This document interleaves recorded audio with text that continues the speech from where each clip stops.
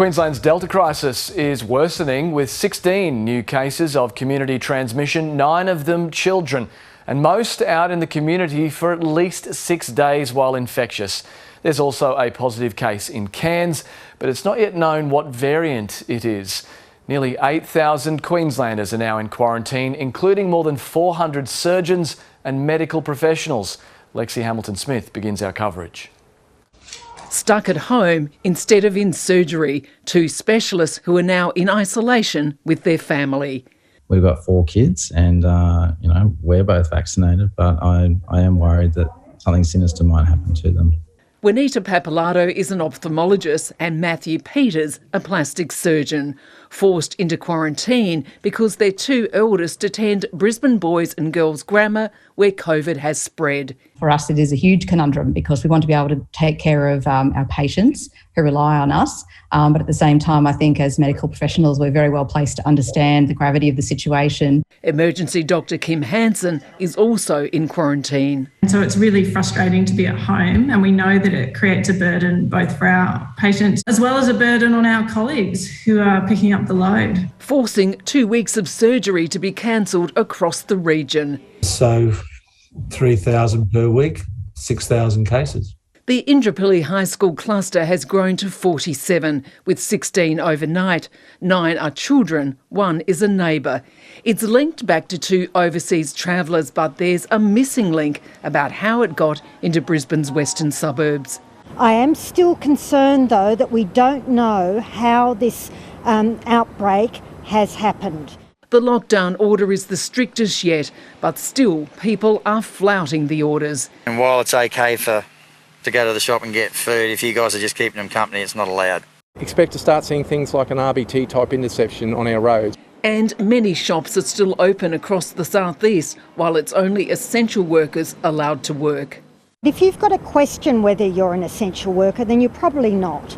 The list of exposure sites continues to grow, including this Gold Coast restaurant and the Taringa Soccer Club, which is in the epicentre of the outbreak. More than 30,000 tests were done overnight, with late night and 24-hour clinics rolling out. Vaccine-wise, an army of pharmacists is now on standby to deliver 150,000 extra doses of AstraZeneca. So we'd hope to have the most amount of people vaccinated by Christmas. But there is a long way to go to slow the Delta variant, with the Chief Health Officer fearing we are on the verge of a large outbreak. The southeast remains in lockdown until 4 p.m. on Sunday, but that could easily be extended if numbers keep rising. Each and every one of us can make a difference to keep 5 million Queenslanders safe. Lexi Hamilton-Smith, ABC News, Brisbane.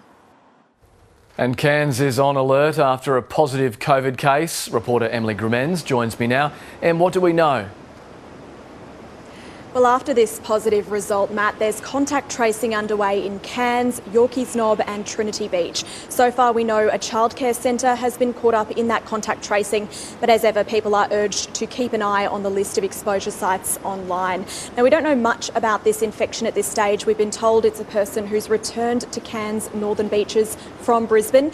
They're fully vaccinated and their testing level is said to be quite low, so retesting is underway to confirm if this is an active case or potentially an historic infection. But Matt, tonight this person has been admitted to hospital as a precaution. All right, let's hope for the best there, Em. Thank you. Emily Grimmens. As the Delta outbreak tears through Brisbane schools, several teachers have been infected. Schools in the lockdown zone have been reduced to skeleton staff, with health authorities reminding families that only the children of essential workers should attend. The union has again called for teachers to be vaccinated as a priority. For Year 10 student Rig Gortham, it feels like 2020 all over again. He misses his friends, but there are advantages. I live around the Ipswich area and school's at Toowong, so I would normally have to get up, go on the train and then walk from the train station to school. He's learning from home like most pupils across the southeast. We can start with video conferencing tomorrow. At other schools, parents are collecting paper packs. Here we go, thank you. And if that's all too much, there are educational distractions online. We get some very, very sudden changes. Harry Lees is pretty happy with his setup. At homeschooling, it feels more like a weekend every day. Not so much of a weekend vibe for parents though, especially when they're trying to work from home. I think the first thing really is to try and make sure that the parents themselves are managing, that they have some way of reducing stress, of getting some time for themselves. Keeping a routine is the other key advice. Predictability is a very powerful and important aspect of children's lives. For some, inequitable access to digital learning is an issue. A recent report found 14% of students in the most disadvantaged areas didn't have a device during last year's lockdown. It is an area that we continue to advocate on for our members and our school communities because we know that access for some students is really limited. As the Delta outbreak grows, the fear teachers could contract COVID-19 at work has come true. Today there was another teacher and we've previously had several teachers. Families implored to keep their children home. Ask yourself, am I truly an essential worker?